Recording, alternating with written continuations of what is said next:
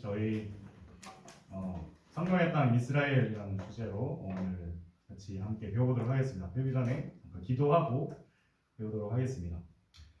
사랑하는 하나님 감사합니다. 저희가 이 시간 하나님을 말씀을 보다 더 잘 이해하고자 이 하나님 이 성경의 땅 그 지리 그것을 배우고자 합니다. 그 이스라엘에 대하여 배우고자 합니다. 주님 이 시간 잘 배워서 이 성경을 읽는데 조금이라도 더 하나님의 뜻을 깨닫는 그러한 더 잘 알 수 있는 그러한 귀한 밑거름이 되는 시간이 되도록 주님 인도하여 주옵소서. 예수님의 이름으로 기도합니다. 오늘 이제 성경의 땅 이스라엘이라는 주제로 우리가 함께 나누고자 하는데요. 일단 제가 나눠드린 그 강연 다 받으셨나요? 혹시 못 받으신 분 없으시죠? 네. 그래서 그래도 저희가 그러면 이 지도를 보면 사실 조금 이상할 겁니다. 지도가 지금 이런 모양으로 돼 있을 건데 사실 이게 원래 북쪽이에요. 근데 이게 왜 이렇게 옆으로 된 지도를 주느냐, 인쇄를 잘못한 거 아니냐, 잘못 만든 거 아니냐 라고 생각하실 수도 있는데 우리 말씀 한 구절 같이 함께 읽겠습니다. 열왕기상 7장 21절인데요. 앞에 화면에 나올 겁니다. 함께 읽겠습니다. 이 두 기둥을 성전의 주랑 앞에 세우되 오른쪽 기둥을 세우고 그 이름을 야긴이라 하고 왼쪽에 기둥을 세우고 그 이름을 보아스라 하였으며. 한글 성경에는 이 구절은 이게 솔로몬이 성전을 세웠을 때 성전을 다 짓고 그 앞에 두 기둥을 세웠다라고 하는데 그 기둥에 대한 이야기입니다. 근데 이 구절을 영어로 함께 한번 살펴보려고 하는데 혹시 본토 발음으로 영광이가 한번 읽어주실 수 있을까요? He set up those. Yeah. 네. 그래서 어려우실 거라고 생각해서 제가 중요한 단어 두 가지만 빨간색으로 칠했습니다. 한글 성경을 보시면 야긴 기둥은 오른쪽에, 보아스 기둥은 왼쪽에 세웠다고 되어 있습니다. 근데 영어 성경을 보실까요? He set up the pillar on the south and called its name 야긴. 야긴 기둥이 남쪽에 세워져 있다. 근데 보아스 기둥이 북쪽에 세워져 있다 이렇게 되어 있습니다. 어떤 게 맞는 번역일까요? 영어. 근데 히브리어를 보면 오른쪽 왼쪽으로 되어 있어요. 신기하죠? 이게 왜 그러냐면 영어는 의역하는 거예요. 그래서 그 뜻을 번역했다기보단 이스라엘이 지도를 보는 방식을 그대로 받아들여서 오른쪽 왼쪽이니까 북쪽, 남쪽 이렇게 해석을 한 겁니다. 그래서 이 지도를 보시면 여기가 위쪽이 북쪽이 아니라 동쪽입니다. 그래서 여기가 동쪽이면 그럼 당연히 동쪽을 여기 보고 있으니까 여러분 기준으로 여기가 동쪽이면 오른쪽이 북쪽이고 왼쪽이 남쪽이겠죠. 그래서 한글 성경이 사실 직역해서 잘 번역한 번역입니다. 근데 교수님께 제가 그래서 이걸 여쭤봤더니 이제 다음에 한글 성경이 나오면 북쪽 남쪽으로 번역돼서 나올 거다. 되게 준비 중이다라고 하시더라고요. 그래서 우리가 이처럼 이 성경 지리를 이해하는 것은 왜 필요하냐면 그들의 삶과 그들의 이야기가 우리의 삶과 우리가 이해하는 방식과 너무나 다르기 때문입니다.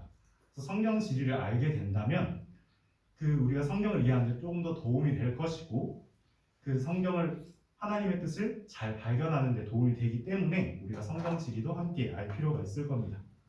그래서 오늘 그 시간 함께 가져보도록 할 겁니다. 그러면 이 성경 지리에 관해서 우리가 그러면은 중요한 한 가지 이들의 개념이 하나 있는데요. 그거 먼저 한번 살펴보려고 합니다.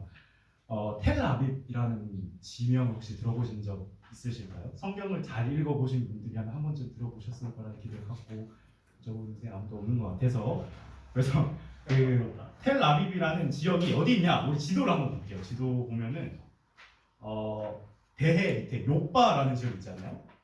거기 보면 텔아비브 돼 있습니다. 요바 옆에. 네, 거기가 텔아비브이라고 하는 곳인데요. 여기서 텔이라는 뜻이 언덕이라는 뜻입니다. 그런데 이스라엘 지역이 조금 신기한 것이 뭐냐면 이 텔이라는 것은 이 언덕 지형이 형성이 된 게 어떻게 형성이 되냐면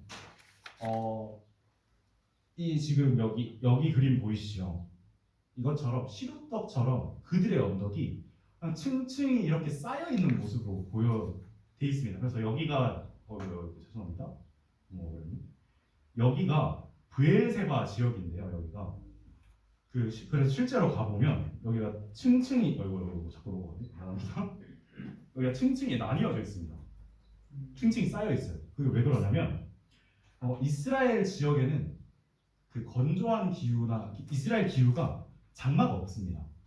그래서 그냥 지금 밖에 비가 오기는 하는데 이 비가 되게 보슬보슬 내리잖아요. 그래서 이 땅에 쌓여 있는 그 흙이나 먼지가 잘 쓸려 내려가지 않아요. 그래서 이스라엘 지역에는 그 한 번 쌓인 먼지가 계속 그 위에 층층이 이렇게 쌓여요. 그래서 그렇게 형성된 언덕 지형들이 텔아비브라고 부르는데, 그래서 그럼 그 텔아비브는 어떤 죄송합니다. 그 텔아비브라고 부르는데 이스라엘 사람들이 그런 언덕 위에 살았어요. 그래서 지금 보시면 이 지도에 그 지형 지도 보이시죠? 제가 드린 지도. 네. 그거 한번 참고해 보시면 예루살렘이 여기 있어요. 약간 좀 튀어나와 있는 데 있죠. 그리고 중요한 도시들 잘 보면 대부분 그런 언덕 지역에 있습니다. 그래서 이 이스라엘 사람들이 언덕 위에 집을 짓고 그 위에 또 그 문명이 또 그 위에 쌓고 그 위에 쌓고 쌓여서 만들어진 어떻게 보면 인공 언덕형으로 된 그런 지역에서 살았던 겁니다. 근데 이스라엘 사람들이 왜 언덕에서 살았느냐?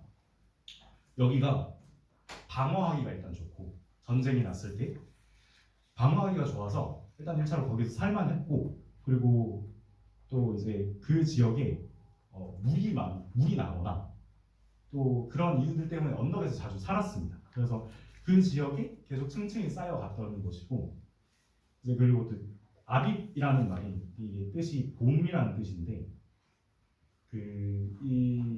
왜 봄이냐?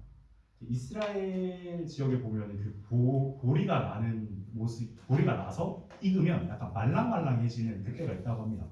그래서 그걸 아빕이라고 부르는데 그 시기를 기준으로 이제 그들이 새해를 결정을 했어요. 그래서 성경에 보면 아빕월 이렇게 나오잖아요. 그게 여기서 나온 말이에요. 그래서 시작의 달이라고 보통 이렇게 이해를 하시면 될 것 같아요. 그리고 그래서 다음 화면을 보시면 이제 여기가 실제로 발굴 현장입니다. 여기가 라기스라는 지역인데 여기 보시면 여기 이상하게 생긴 이 물건들이 이스라엘에서 쓰던 등잔들입니다. 그래서 여기 층층이 나오는 등잔들이 다 달라요. 그래서 어떤 층에 이때 사용했던 등잔에 따라서 이 시대는 다윗 시대겠구나, 이 시대는 저기 엘리야가 살았던 시대겠구나, 그렇게 구분을 했다고 합니다. 그리고 아까 보리 이야기를 했는데 그게 왜 중요하냐면 탄소 연대 측정법이라는 것이 있는데 그걸 이때 사람들이 먹었던 어떤 특정한 올리브를 자주 먹었는데 그 올리브 씨앗을 그냥 먹고 그냥 그 길바닥에 뱉었다고 해요. 그래서 그게 남아가지고 우리가 실제로 현재 가지고 있는 그 올리브 씨랑 그들이 뱉었던 그 씨랑 비교해서 이 시대겠구나 저 시대겠구나 이렇게 측정을 했다고 합니다. 그래서 그들이 뱉었던 씨앗 위에 또 흙이 쌓이고 그들이 뱉었던 씨앗 위에 또 다른 시대가 와서 덮고 해서, 그래서 이스라엘이라는 이 언덕 지형은, 이스라엘이라는 지형은 사실 이스라엘 자체 그 지리가 이스라엘의 역사입니다. 그래서 이스라엘 이 지역이 우리가 지리를 배우는 이유가 필요한 이유가 층층이 쌓이는 역사들 때문이고 실제로 이스라엘의 역사를 보면 대부분 중요한 어떤 특정 지역에서 중요한 일들이 계속 반복이 됩니다. 나중에 또 그 이야기들을 할 건데요. 그래서 이스라엘은 역사와 지리가 함께 가는 어떤 그런 굉장히 중요한 이야기들입니다. 그래서 그러면 이스라엘이라는 나라가 어디 있느냐? 창세기 12장 1절에 한번 함께 읽겠습니다. 화면이 있는데요. 함께 읽겠습니다. 여호와께서 아브라함에게 아브라함에게 이르시되 이르시되 너는 너의 고향과 친척과 아버지의 집을 떠나 내가 너희를 땅으로 가라. 네, 여기서 하나님께서 아브라함에게 말씀하신 보여줄 땅이라는 게 가나안인데 여기가 이스라엘 땅입니다. 그래서 이 가나안 지역은 세계 지도를 보시면 여기가 대한민국이죠. 화면에 동그라미 되어 있는 지역이 여기서 여기 쪽이 여기 지금 동그라미 되어 있는 성경의 땅이 여기가 가나안 지역인데 여기까지가 약 한 8,000km 떨어져 있다고 합니다. 그래서 그래서 이 이스라엘 지도를 보게 되시면 여기 지역을 다른 말로 레반트 지역이라고 부릅니다. 그거는 왜 레반트 지역이라고 불렸냐면 그건 나중에 또 설명을 드릴 건데 어쨌든 이 가나안 땅이 여기입니다. 그래서 그러면 실제로 지도를 한번 살펴보게 되시면 이제 여기가 세겜이라는 지역인데 정 가운데가 여기가 세겜이고 여기가 단입니다. 여기 북쪽 끝이고 남쪽 끝 여기가 브엘세바입니다. 그래서 그 성경에 보면 그런 표현이 있어요. 단에서 브엘세바까지라는 표현이 있는데 그게 우리나라로 치면 백두에서 한라까지입니다. 한라에서 백두까지. 그래서 이스라엘 땅 전체를 표현하는 어떤 관용적 표현인데 중에 하나예요. 그래서 단에서 브엘세바까지라고 부르는 게 그 성경에서 말하는 그 성경의 땅, 가나안 땅이라고 이해하시면 좋을 것 같아요. 그래서 그럼 왜 단에서 브엘세바까지냐? 하나님께서 그러면 왜 더 땅이 넓고 더 많이 주실 수도 있는데 왜 그렇게 이스라엘에게 주시지 않았냐? 이스라엘 인구 수의 한계가 단에서 브엘세바까지입니다. 그래서 아무리 이들이 번성을 하고 해도 여기 지역 안에면 그냥 그들이 다 살아갈 수 있을 정도의 인구 수였기 때문에 하나님께서 이 지역을 그래서 단에서 브엘세바를 정하셨습니다. 그래서 그러면 여기 세겜이라는 이 지역이 굉장히 이스라엘에게 중요한데요. 아까 이스라엘의 역사가 층층이 쌓여간다라고 말씀을 드렸잖아요. 그럼 여기서 어떤 일들이 있었냐? 첫 번째로 아브라함이 여기서 하나님께 언약을 받습니다. 그래서 이 지역에서 또 아브라함이 하나님께 언약을 받았고 그 다음에 아브라함 다음 세대가 누구죠? 이삭. 그 다음이 야곱이죠. 야곱이 우물을 세웠던 데가 여기입니다. 그래서 이 지역이 아브라함이 하나님과 처음으로 언약을 맺었고 이삭이 우물을 파며 하나님께 제단을 쌓았어요. 아브라함도 그 하나님께 언약을 받으면서 똑같이 제단을 쌓았고 그래서 여기가 이스라엘에게 있어서 예배에 관련해서 굉장히 중요한 지역입니다. 그리고 실제로 나중에 되면 여기가 사마리아 산지라고 불리는 지역이 되는데 여기 이 세겜 땅에 예수님께서 찾아가셔서 그 사마리아 여인에게 예수님께서 말씀을 거시잖아요. 그러면서 하시는 말씀이 하나님께 예배하는 때가 올 거다. 하나님께 예배하는 영과 진리로 하나님 영이시니 예배하는 자가 영과 진리로 예배할지니라 라고 하시는 어떤 예배에 관련된 그런 하나님의 역사가 이곳의 세겜이라는 지역에 계속 층층이 쌓여갑니다. 그래서 실제 성경을 읽으실 때 이 세겜이라는 지역에 하나님의 그 예배에 관련된 역사가 어떻게 쌓여가는지 한번 살펴보시는 것도 성경을 이해하는 데 굉장히 많은 도움이 되실 겁니다. 그래서 또 여기 특별히 또 여기를 잘 기억하려면 어떻게 기억하면 되냐면 이제 이 과목 가르치시는 교수님이 이문법 교수님이신데 그 교수님이 여기서 논문을 쓰셨다고 하셔요. 그래서 이렇게 기억을 하시면 좋을 것 같습니다. 네.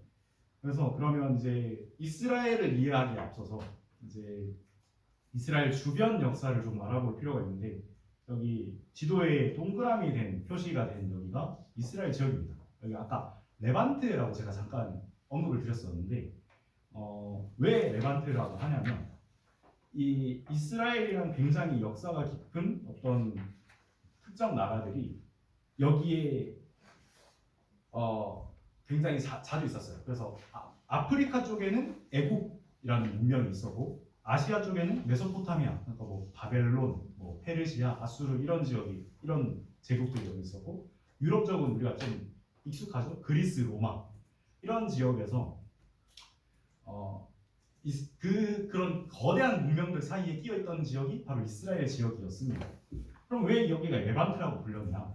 여기가 로마인데 지도의 오른쪽 위에 여기 로마인데 여기서 로마가 여기랑 여기랑 여기를 보고 그 로마가 자주 하던 그 로마의 그 특별한 문화가 있어요. 규정하고 법을 제정하고 뭔가 체계화시키는 게 로마의 문화였는데 그래서 여기를 보고 이 지역을 보고 로마가 보고 해 뜨는 지역이다.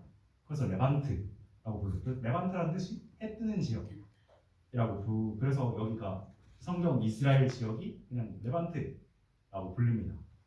그래서 지금 우리가 보고 있는 이 지도 안에서 성경의 대략 한 70% 정도의 이야기가 여기 안에서 담겨 있습니다.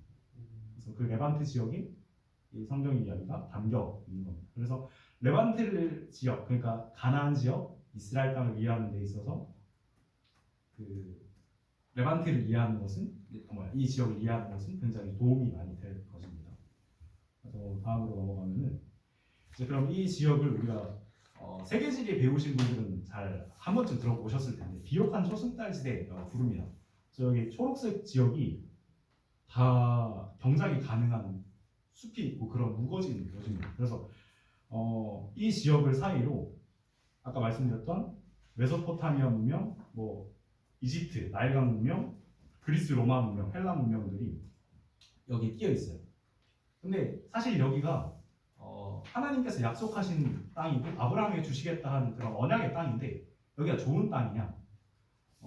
사실 그렇지 않을 수 있어요. 인간적인 시각으로 보면 그런 거대한 제국들이 끼어 있다 사이에 끼어 있다 보니까 굉장히 많은 침략을 받았어요. 그래서 뭐 성경을 보면은 뭐 예레미야가 이제 바벨론 침공을 보고 예언을 하고 눈물을 흘렸다라고 얘기를 하고 실제로 성전이 바벨론에게 한 번 그리고 로마에게 한 번 해서 성전을 짓고도 한 2번 정도 파괴되고 무너지는 그런 아픔을 겪는 지역입니다. 근데 왜 하나님께서 그럼 이 지역을 왜 복된 땅이다, 약속의 땅이다라고 하셨느냐? 예수님께서 그 팔복을 이야기하시면서 그런 말씀을 하셔요. 애통하는 자는 복이 있나니. 그 말씀이 무슨 말씀이냐면 이제 이 지역이 여기서도 침공을 받고 여기서도 침공을 받고 여기서도 침공을 받고 그냥 아픔이 많은 지역이에요. 쉽게 말하면. 근데 여기서 우리가 이 성경에 예수 그리스도의 그 복음이 여기서 그 아픔과 애통함을 통해서 만들어지고 어그러져서 결국에 이 모든 나라의 침략을 받지만 결국에 모든 나라를 향해서 뻗어나갈 수 있는 귀중한 발판이 되는 지역이기 때문에 하나님께서 여기가 복된 땅이다, 약속의 땅이다. 우리가 그렇게 볼 수 있을 것 같습니다. 그러면 그 제국들이 그 이스라엘에게 그리고 그 복음에 있어서 어떤 영향을 끼쳤느냐? 바벨론이 여기 지역이고 페르시아, 뭐 헬라, 로마 이렇게 있는데 바벨론은요 제가 나눠드린 그 강의안에 보시면 바벨론은 회당을 지어줬고요. 이 회당에서 바울이나 베드로나 그런 사람들이 하나님의 말씀을 가르쳤습니다. 그리고 페르시아는 조금 의아하실 수도 있지만 종교적 자유를 조금 그들에게 줬어요. 그래서 페르시아가 침략했던 모든 나라는 페르시아가 굉장히 공격적이고 파괴적인 나라였는데 아이러니하게도 그들에게 종교적 자유를 허락해 줌으로써 여호와 신앙을 지킬 수 있도록 실제로 페르시아가 그 이스라엘 점령했을 때 이스라엘 백성들이 이스라엘로 돌아와서 성전을 다시 짓고 성벽을 다시 건축하는 그런 역사가 페르시아 때 있었습니다. 그리고 헬라 문명은 그 언어 통일을 이뤘어요. 조금 지금 그 헬라어 있잖아요. 그 헬라어라고 부르는 그 체계와 문화가 그때 잡혔어요. 그리스 때. 그래서 이스라엘에 있던 모든 사람들이 그 헬라 문명의 지배를 받던 모든 지역이 그냥 하나의 언어, 헬라어를 사용할 수 있게 되어서 복음을 전하는데 말로 전하는데 크게 어려움이 없었던 거죠. 그리고 그 다음에 로마는 어떤 영향을 끼쳤냐? 로마는 유례가 없는 세계사 역사에서 굉장히 유례가 없을 정도의 긴 시간 동안에 평화를 가져다 줬어요. 이 넓은 지역에서. 그리고 그뿐만이 아니라 그런 말 있잖아요. 그런 속담 있잖아요. 모든 길은 로마로 통한다. 그게 로마가 길을 깔아줬거든요. 그래서 세계 모든 지역에 어떤 길을 가든 다 이어질 수 있는 그런 길들이 세워지는 거예요. 그래서 그 제국들이 이스라엘에게 아픔을 줬지만 그리고 복음을 전할 수 있는 그 초석을 가지게 해준 거예요. 그래서 바벨론은 회당, 페르시아는 종교적 자유, 헬라는 그리스는 같은 언어, 로마는 길을 닦아줌으로써 그래서 실제로 약 20년 만에 그리스도 예수의 복음이 그 유럽 전역에 퍼지게 됩니다. 근데 사실 많은 학자들이 그렇게 얘기해요. 지금 20년 만에 그런 일이 가능하냐? 불가능하다고 얘기를 해요. 언어도 다르고 길도 다르고 그런 뭐 여러 가지 문화들이 있는데 하나님께서 그 예수님 시대가 임하기까지 그런 어떤 제국들의 영향과 그런 초석을 가져 놓음으로써 이게 가능하게 되었던 것입니다. 그래서 그러면 그들이 깔아놓은 로마가 깔아놓은 길은 길은 아니지만 그럼 그 길들이 어떤 영향을 미쳤느냐? 그게 우리가 조금 굉장히 중요한데 이스라엘에는 크게 중요한 두 가지 길이 있었어요. 이스라엘을 관통하는 이제 지금 여기 빨간색 보이시죠? 여기가 그 이스라엘을 관통하는 왕의 대로와 해변길을 표시를 해주고 있는 겁니다. 그래서 이 해변길은 여기 아프리카랑 여기 아시아, 애굽이랑 페르시아 문명을 이어주는 중요한 도로였습니다. 그래서 여기가 쉽게 말하면은 여기 문명과 여기 문명을 연결시켜주는 도로가 이스라엘에 지나고 있었던 겁니다. 그 다음으로 왕의 대로가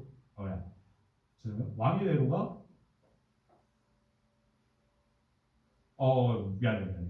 왕의 대로가 여기 홍해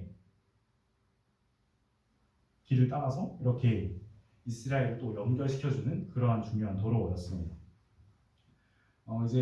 실제 그럼 지도를 한번 살펴보실 건데요. 그 지도를 보시면 여기 위에 빨간색 길 있죠. 여기가 왕의 대로입니다.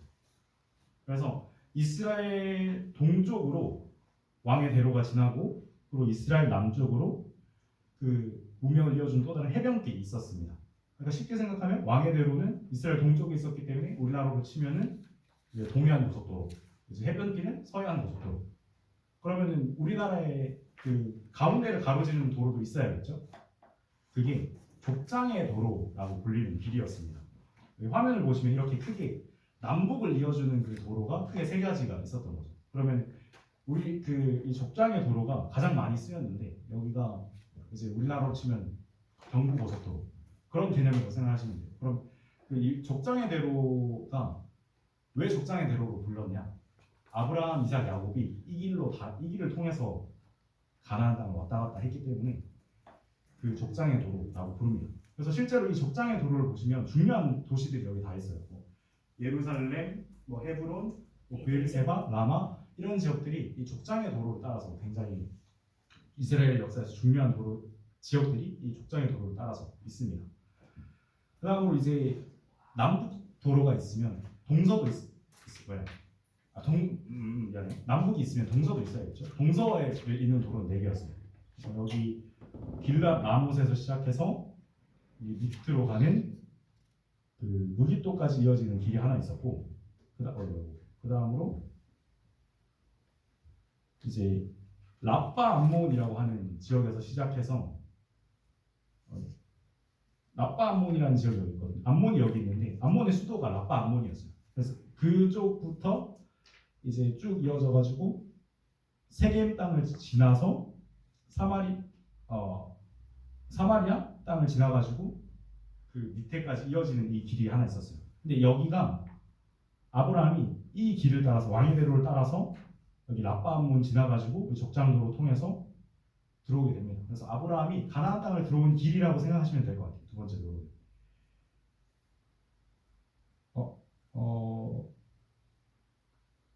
죄송해요. 잘못 말했네. 이게 세 번째 도로가 그렇고 죄송합니다. 이제 두 번째 도로는 야복강에서 시작하는 길입니다. 죄송해요. 그 지도를 다시 보시면 그 두 번째 도로가 이제 브누엘이랑 마하나임을 지나는데 여기 야복강을 지나가지고 세겜 통해서 사마리아로 들어옵니다. 그래서 여기가 아브라함이 들어온 길이고 그 세 번째 길이 라빠 암몬을 통해서 여리고를 지나서 예루살렘을 지나서까지 이어져 밑으로 게셀 지역까지 이어지는 그런 도로입니다. 그래서 그 지도를 보시면 여기 제일 왼쪽이 첫 번째 도로, 그 다음 도로, 여기가 아브라함이 들어온 길, 여기가 그 지금 세 번째 도로입니다. 근데 이 세 번째 도로가 보시면 알겠지만 여리고라는 지역도 있고 또 굉장히 중요한 지역들이 지나는 길입니다. 그래서 여기가 전쟁이 좀 많이 있는 길이었어요.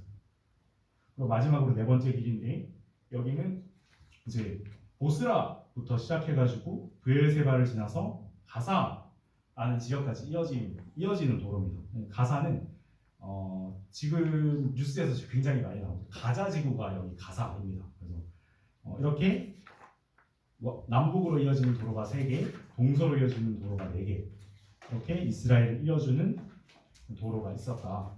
기억을 해주시면 될 것 같습니다.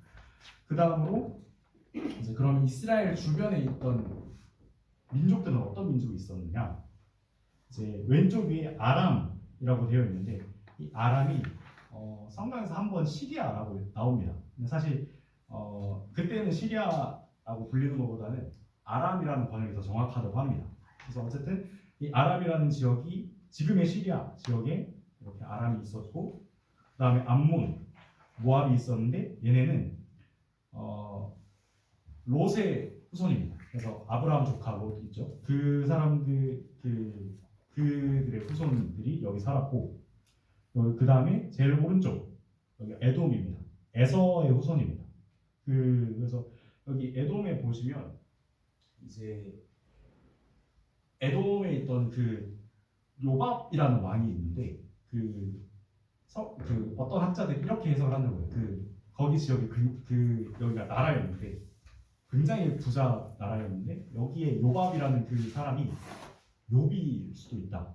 욥이 실제로 욥의 친구들이 에돔 사람 중에 있어가지고 그래서 그렇게 해석을 하는 사람들도 있더라고요. 그래서 그 다음으로 이제 여기가 이스라엘 동쪽에 있는 지역들, 이스라엘 동쪽에 그 사람들이었습니다. 그래서 이 사람들을 뭐라고 불렀냐면 에덴의 동쪽 사람이라고 불렀습니다.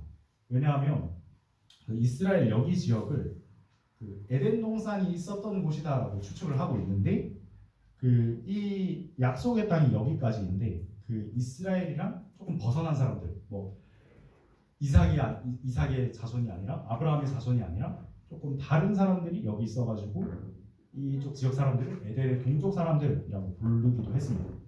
그럼 이제 반대편 동쪽이었으면 서쪽도 있어야겠죠. 그럼 여기 밑에 부분에 있는 지역을 그럼 에덴의 서쪽 사람이라고 불렀냐? 그건 아니고 여기는 그냥 그 이스라엘의 서쪽에 있던 지역의 사람들이었습니다.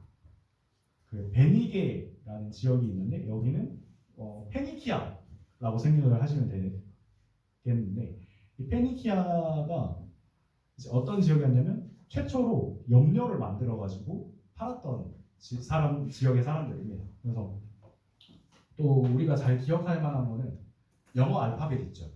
그게 여기 사람들이 만들었다고 합니다. 그 책에. 그래서 근데 여기 가나안 족속이 시돈의 족속입니다. 시돈이라는 도시가 있는데 그거랑은 혼동하지 않도록 우리가 성경 읽을 때 좀 주의할 필요가 있겠습니다. 그래서 여기는 이제 두 사람 정도만 기억을 하면 되는데 어떤 사람이냐? 여기가 베니게 이 지역에 두로와 시돈이라는 그 유명한 성경에서 자주 나오죠. 그게 있었는데 여기가 두로는 사실 도시고 시돈은 민족입니다. 그래서 두로 왕, 시돈 왕 이렇게 하는데 사실 이 표현이 두로의 왕 하면은 두로라는 도시의 왕이라고 생각을 하시면 되고 시돈의 왕이라고 하면 시돈이라는 민족의 왕이라고 생각을 하시면 됩니다. 그럼 여기서 그 중요한 사람이 누가 있냐? 그 두로 왕 히람이라는 사람이 있는데 이 사람이 누구냐? 뭐 하는 사람이냐? 다윗이 성전을 지을 때 이제 그 레바논의 백향목을 지원해줬던 사람 히람 왕이고 또 다른 사람은 그 엣발의 딸 이세벨이 여기 두로와 시돈 지역 사람입니다. 그래서 그 정도로만 그런 사람이 있었다 정도로만 기억을 해주시면 되겠습니다. 그리고 마지막으로 이제 블레셋이라고 하는데 우리가 이 이스라엘 지역을 지금 팔레스타인 지역이라고 부르잖아요. 그래서 블레셋이 팔레스타인입니다. 근데 사실 이스라엘이랑 블레셋은 전쟁을 굉장히 자주 하고 사이가 안 좋던 나라였는 민족이었는데도 불구하고 왜 이스라엘을 퉁쳐가지고 팔레스타인이라고 부르냐? 이게 로마가 아까 설명할 때그 굉장히 규정을 좋아하고 법 짓기를 좋아하고 그런다고 했잖아요. 근데 이제 이스라엘이 로마의 지배하에 있을 때 이제 이스라엘에 조금 뭔가 소동이 하나 있었어요. 큰 소동이 있어가지고 그걸 진압하는 과정에서 이스라엘 사람들을 이제 이스라엘이라고 그때 유대라고 불렀으니까 유대라고 부르지 말고 그럼 이스라엘을 제일 많이 괴롭혔던 사람들이 누구냐? 이스라엘을 제일 많이 억압했던 나라가 누구냐? 블레셋이다. 그래서 그럼 그 사람들 그냥 다 블레셋 팔레스타인이라고 불러라. 라고 해서 그때부터 이제 이스라엘적으로 팔레스타인이라고 부르게 되는 것입니다. 그래서 이제 이스라엘 주변 지역 국가들은 이 정도로 기억을 하시면 좋을 것 같고, 그러면 그 다음에 우리가 이스라엘 안으로 이제 한번 들어가 보려고 하는데, 그러면 그 여호수아의 이야기를 읽어보면 가나안 땅을 정복하는 이야기가 굉장히 많이 나오는데, 그 가나안을 정복하는 이야기가 반이고 땅 분배하는 이야기가 반입니다. 근데 사실 이 땅 분배하는 게 조금 뭐라고 해야 되지? 불공평했어요. 이스라엘에서 제일 중요하고 제일 좋은 땅이 어디냐면 여기 유다산지라고 부르는 지역이었습니다. 근데 여기가 사실 장자가 받아야 될 땅인데 야곱의 장자가 누구였죠? 르우벤입니다. 근데 르우벤이 여기 있지 않고 여기 이스라엘 요단강이 여기 있는데 여기에 요단강 동쪽에 땅을 받아요. 여기는 그 여호수아가 분배해 준 게 아니고 그 모세가 이제 가나안 땅에 들어가기 전에 요단강을 건너기 전에 모세가 죽잖아요. 모압 평지에서. 근데 그때 준 땅입니다. 그래서 르우벤과 갓과 므낫세 절반이 여기 땅을 받아요. 그러면 르우벤은 장자임에도 불구하고 제일 좋은 땅을 받지 못했어요. 그럼 누가 받았냐? 유다가 받았어요.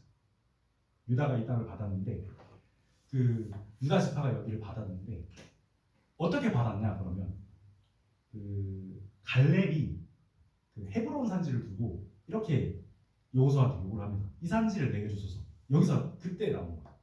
그래서 그 헤브론 산지를 내게 달라. 모세가 나한테 약속했지 않느냐? 내가 이 땅을 받기 원한다. 라고 하고 그 유다가 이 지역을 받습니다. 근데 유다가 여기 그 받아오면서 시므온도 같이 딸려와요. 왜냐하면 그래서 시므온이 여기 유다 오른쪽에 그러니까 그 땅을 받게 되는데 시므온은 그럼 왜 유다 오른쪽으로 받았냐? 유다가 사실 좀 머리를 쓴 것 같아요. 이쪽에 팔레스타인하고 여기 지역들 있잖아요. 그 사람들 막으라고. 그래서 약간 좀 안 좋은 그냥 방파제 역할로 시므온을 이렇게 준 겁니다. 근데 그 사실 이 성경의 구절을 보면 장자는 2배의 몫을 받아요. 2배의 몫을 받아야 되는데 그러면 장자는 르우벤에게서 요셉에게로 넘어갑니다. 그게 왜 그러냐면 그 창세기를 보시면 요셉이 애굽으로 팔려갔다가 이제 그 뭐 산전수전 다 겪고 자기 형들 요셉한테 오잖아요. 그래서 그 형들 실제로 요셉한테 절을 하면서 뭐 그런 사건들이 벌어지는데 그래서 요셉이 어쨌든 장자의 명분을 받고 그 요셉이 그 이스라엘의 12아들이 아니라 요셉의 2아들이 여기 땅을 분배를 받습니다. 그럼 여기서도 근데 또 문제가 생겼어요. 또 꼬입니다. 그게 어떻게 꼬였냐면 그 야곱이 이제 요셉의 그 2아들 축복할 때 이렇게 축복을 하잖아요. 손을 꼬아가지고. 그래서 사실 오른손에 있는 사람이 장자가 받아야 되고 그 왼손이 사자가 받아야 되는데 야곱이 축복할 때 이렇게 해요. 이렇게 축복을 하는데 여기 있던 사람이 에브라임이고 여기가 므낫세입니다. 그래서 그 다음으로 좋은 땅을 에브라임이 받게 되는 겁니다. 그래서 에브라임과 므낫세 반 여기가 사실 이제 르우벤이 받아야 될 이 좋은 땅과 2개의 땅을 요셉 지파가 받게 되는 겁니다. 그래서 그 다음에 그러면 나머지 지파들은 어디를 받았느냐? 그 사실 이스라엘에서 제일 센 2개 지파가 하나 있어요. 2개가 있는데 그게 유다랑 에브라임입니다. 근데 얘네 둘이가 좀 사이가 별로 안 좋았어요. 그래서 맨날 여기서 전쟁이 벌어지고 싸움도 벌어지고 이스라엘에 실제로 보면 이스라엘과 이제 북이스라엘과 남유다로 나뉠 때 그 유다의 수도가 예루살렘이었죠. 근데 에브라임의 수도가 사마리아였는데 거기가 이제 에브라임 쪽에 있었는데 이제 어쨌든 그럴 정도로 이제 얘네들이 사이가 안 좋고 힘이 센 지역이었습니다. 지파들이었습니다. 그래서 그럼 여기 사이 땅을 그러면 누가 받았냐? 베냐민이 받아요. 베냐민은 이 에브라임 지파랑도 사이가 좋고 유다 지파랑도 사이가 좋아요. 왜냐하면 그 그 요셉이 팔려갔을 때 이제 애굽에 그 국무총리로 있을 때 그 유다가 베냐민 대신에 내가 팔려가겠습니다 하면서 그렇게 해가지고 베냐민을 구해주려고 하거든요. 그래서 베냐민이랑 유다가 사이가 좋았어요. 에브라임은 베냐민이랑 왜 사이가 좋았냐? 그 어머니가 같아요. 에브라임과 베냐민. 그래서 그냥 요셉이랑 형제였으니까 형제 지파였기 때문에 친했어요. 잠시만 그 형제가 아니고 조카. 요셉 가까웠어. 친척이었다. 친인척. 굉장히 가까운 사람들이었던 거죠. 그리고 그럼 그 밑에 지역이 어디냐? 단이라는 지파가 받았는데 그 단이라는 지파는 사실 나중에 블레셋한테 밀려가지고 여기까지 올라갑니다. 밀려가지고. 그 다음에 나머지 여기 땅들을 누가 받았냐? 뭐 기타 등등 이사갈, 스불론, 아셀, 납달리 지파가 받습니다. 얘네들은 사실 성경에서 굉장히 좀 주요하게 등장하는 지파들은 아닙니다. 그래서 단이 실제로 이렇게 지도를 보시면 블레셋한테 밀려가지고 여기 구석탱이까지 밀려갑니다. 이게 블레셋이 언제 이렇게 커지냐? 이제 사울이 죽고 다윗이 왕이 되기 직전에 블레셋이 이 정도까지 커집니다. 그래서 그때 이렇게 밀려가는데 그럼 여기 지역들을 이제 뭐라고 이제 그 지파별로 이제 땅 분배가 끝났으니까 여기 지역을 이제 통칭하는 말이 필요했어요. 우리나라로 치면은 뭐 경상도, 강원도 이런 명칭이 필요했던 거예요. 그래서 그런 명칭이 뭐냐? 유다 지파는 있던 그쪽이 산지였거든요. 그래서 유다가 제일 세니까 그냥 유다 산지 이렇게 불렀고, 그 다음에 그 에브라임 지파가 강해가지고 에브라임 산지라고 불렀습니다. 근데 여기에 에브라임이 굉장히 강하다고 했잖아요. 근데 지도를 보시면 그 라마라는 지역이 있는데 이 라마다임 소빔이라고 하는 지역이 나오는데 이게 베냐민 땅입니다. 근데 베냐민 땅임에도 불구하고 에브라임 산지에 포함이 돼요. 왜냐하면 그만큼 에브라임이 굉장히 강한 지파였기 때문입니다. 그리고 그 다음이 이제 갈릴리 산지라고 불렀는데 갈릴리가 무슨 뜻이냐면 사투리로 거시기 그런 거구나. 걔네들. 그래서 그 땅이라는 뜻입니다. 그래서 여기는 이사갈, 스불론, 납달리, 아셀 그리고 뭐 단 얘네들이 너무나 특색이 없고 너무나 약한 사람들이다 보니까 그냥 갈릴리 산지라고 불렀습니다.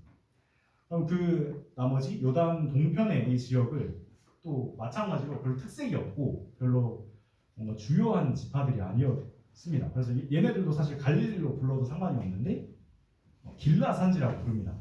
왜 길라 산지라고 부르냐? 여기가 그 야곱이 그 하나님 앞에 이제 라반과 이제 언약을 맺는데 그때 쌓은 돌 무더기가 있어요.